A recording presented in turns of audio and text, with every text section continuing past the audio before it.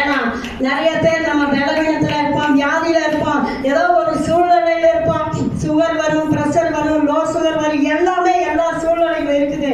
ஆனா அந்த நீள ஆழத்துக்குள்ள போகும்போது அந்த வார்த்தையை நம்ம புல்ல போல மாடை போல நம்ம நெய்ந்து கொள்ளும் பொழுது அந்த சத்திய வசனம் இப்ப நம்ம ஒவ்வொருவருக்குள்ள இந்த நாள்ல கேட்ட வார்த்தையின்படி, இந்த நாள்ல கேட்ட வார்த்தையின்படி ஆண்டவரே இந்த சத்தியத்தின் ஆழத்துக்குள்ள கொண்டு போங்க, அபிஷேகத்துக்குள்ள கொண்டு போங்கன்னு எல்லாம் நம்ம ஜெபிக்கலாம். வீடு வேணும், கார் வேணும், பங்களா வேணும், நமக்கு எல்லா தேவையும் வேணும் தான். அதெல்லாம் ரெண்டாவது.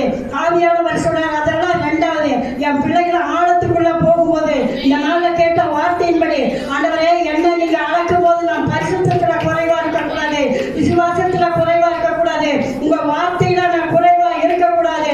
ஆண்டவரே உங்களுக்கு நான் இன்னும் எழுதணும், இன்னும் நான் உங்களுக்கு எழுதணும், இன்னும் என் வார்த்தை அந்த வார்த்தையை இன்னும் எனக்குள்ள நான் கிரகிக்கணும், இறுதியம் முழுவதும் நான் எழுதப்படணும். சங்கீதக்காரன் தாவீது சங்கீதம் 39:3 என் இருதயம் எனக்குள்ள அனல் கொண்டது. அந்த அக்கினியை இப்ப நம்ம பெற்றுக்கொள்வோமா? ஒரே ஒரு விஷயம், ஒரே